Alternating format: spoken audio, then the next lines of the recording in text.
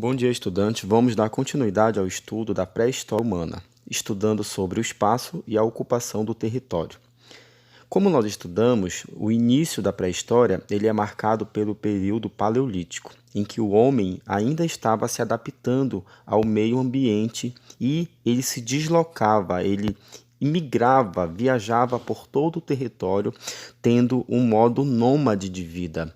O modo nômade de vida, ele sempre colocava o homem diante do desafio de procurar novos territórios para a sua sobrevivência. E a ocupação desse território e a fixação dele só vai acontecer no próximo período, que é o período neolítico.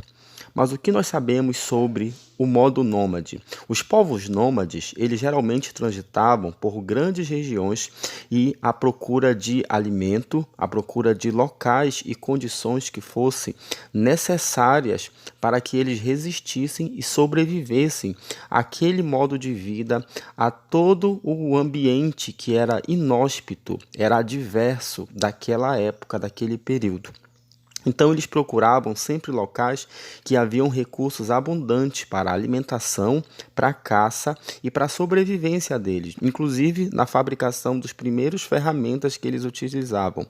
Essas áreas eram geralmente próximas de lagos, rios e mares, que favoreciam a pesca, a caça e a coleta desses vegetais. Já no período neolítico, esse Homo, que é o Homo sapiens, ele começa a desenvolver instrumentos e ferramentas e a desenvolver a técnica da agricultura e também da criação de animais para favorecer o seu modo de vida. Essas mudanças são importantes para a formação dos primeiros povoamentos de grupos que passaram a viver em locais fixos e assim desenvolver as primeiras formações das aldeias no período neolítico. Esse processo todo ele é chamado de sedentarização.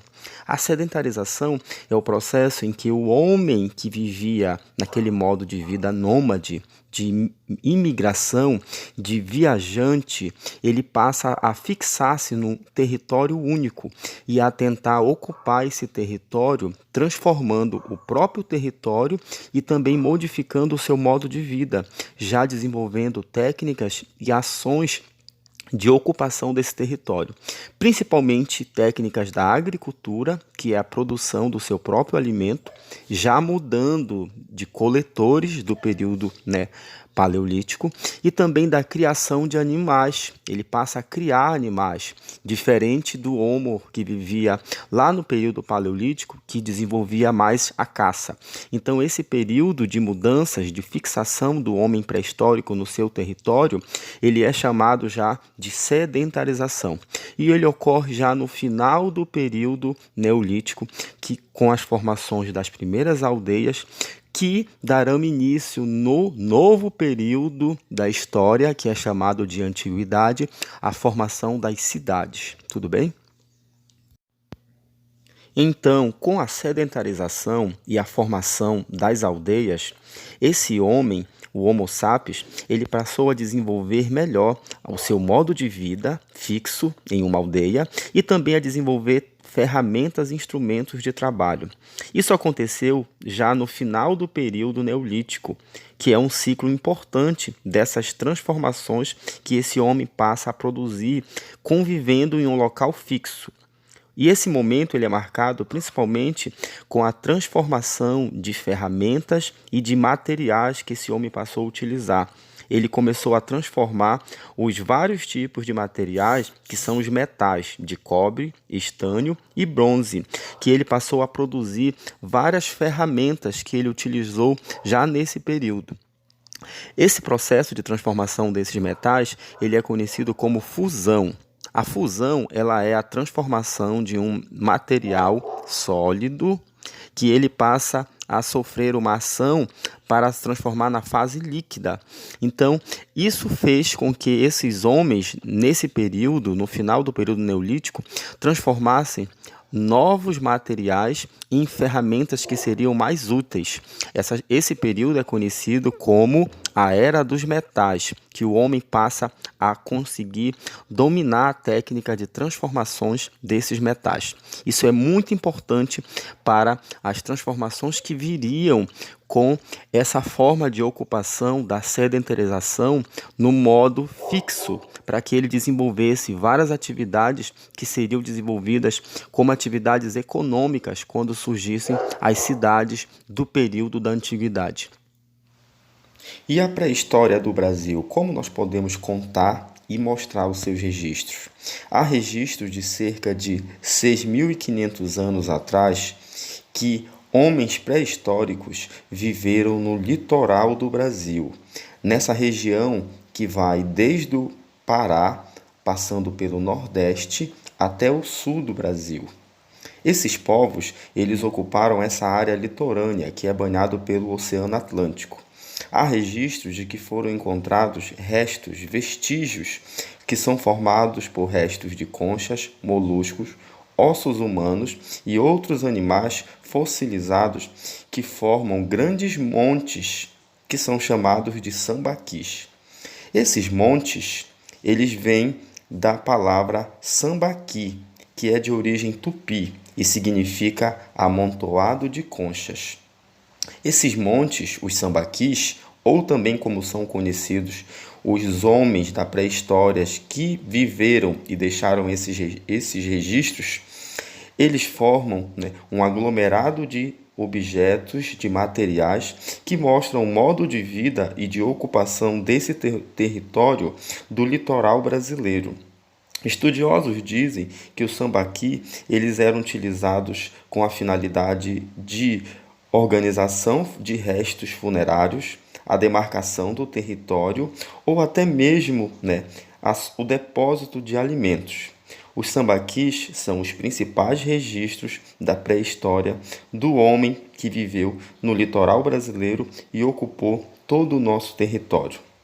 Lembrando, os povos que viveram nesse território, eles formaram essas grandes montanhas, esses amontoados de resíduos formados por restos de conchas, moluscos, ossos humanos e animais.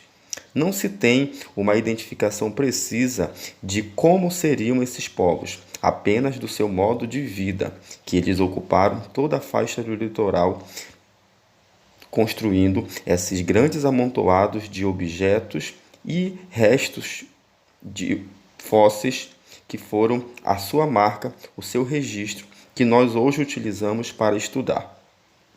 O Brasil só tem registro da sua pré-história no período neolítico, há cerca de 10.000 anos atrás, quando o Homo sapiens já havia percorrido e migrado, viajado grandes distâncias, saindo da África e chegando à Ásia, à Europa e à América, que é o nosso continente.